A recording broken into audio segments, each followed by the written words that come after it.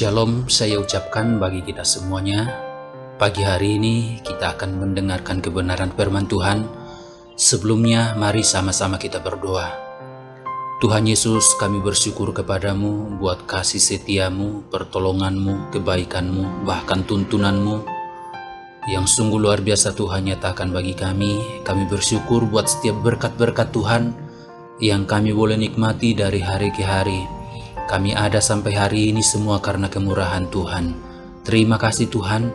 Sebentar kami mau mendengar firman Tuhan. Tuhan pimpin sertai kami, dan kami akan melakukan segala aktivitas kami. Kami percaya Tuhan yang menyertai kami. Terima kasih Tuhan. Di dalam nama Yesus kami berdoa mengucap syukur. Haleluya. Amin. Puji Tuhan. Pagi hari ini kita akan mendengarkan kebenaran firman Tuhan yang saya akan bacakan dalam Amsal pasal 19 ayat yang ke-22. Amsal 19 ayat 22. Sifat yang diinginkan pada seseorang ialah kesetiaannya. Lebih baik orang miskin daripada seorang pembohong. Sekali lagi di bagian A, sifat yang diinginkan pada seseorang ialah kesetiaannya. Puji Tuhan, saudara-saudari, Bapak Ibu yang sama dikasihi Tuhan. Kesetiaan adalah perkara penting yang harus ditempatkan pada posisi yang terbaik dalam hidup kita. Bagi orang yang setia, dia akan mendapatkan kasih dan penghargaan di mata Allah dan sesama manusia. Itu sebabnya di dalam doa, Yesus mengajarkan kita bahwa orang yang bertahan sampai pada kesudahannya akan beroleh selamat. Artinya, seorang yang setia di dalam Tuhan pasti diselamatkan atau keselamatan akan dinyatakan kepadanya. Jika kita pelajari di dalam Alkitab, kita akan jumpai beberapa perkara penting yang harus kita pahami tentang kesetiaan.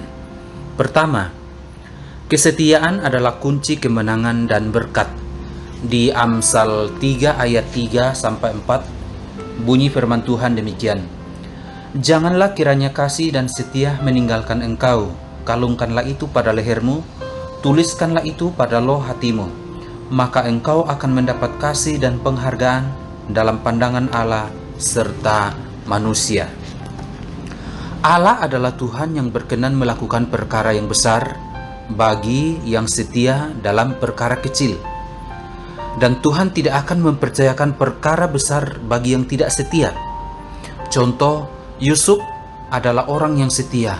Karena itu, ia diberkati Tuhan dan dipercayakan perkara-perkara yang besar.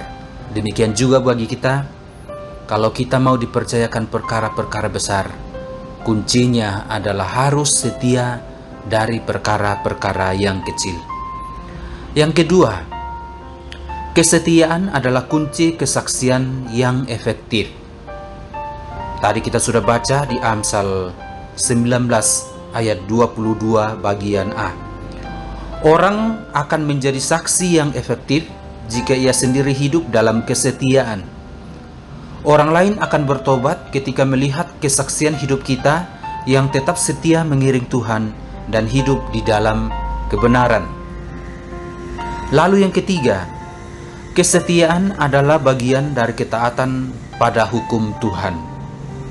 Bagi orang setia, sekalipun dalam pencobaan, ia akan tetap menaati hukum-hukum Tuhan.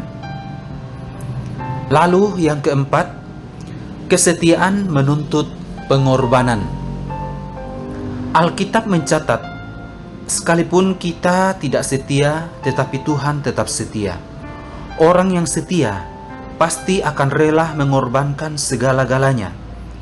Seorang yang setia bukan berarti tidak pernah gagal, tetapi seorang yang mau menyadari dan mengakui kegagalannya, kemudian bangkit kembali untuk melakukan kebenaran firman Tuhan. Salah satu contoh, kisah kehidupan Naomi. Setelah ia jatuh, ia segera bangkit kembali dan mendekatkan diri kembali kepada Tuhan. Dan sebagai orang percaya, kita harus hidup setia, karena ada perkara-perkara besar yang Tuhan sediakan di balik kesetiaan kita.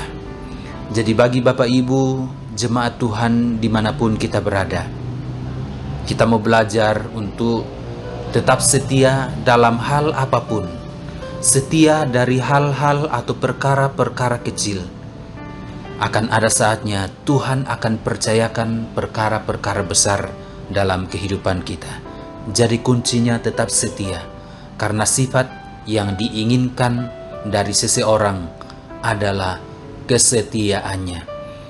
Begitu pentingnya kesetiaan kita harus miliki dan kita pegang dalam hidup kita sebagai jemaat Tuhan. Setia mengiring Tuhan apapun yang terjadi.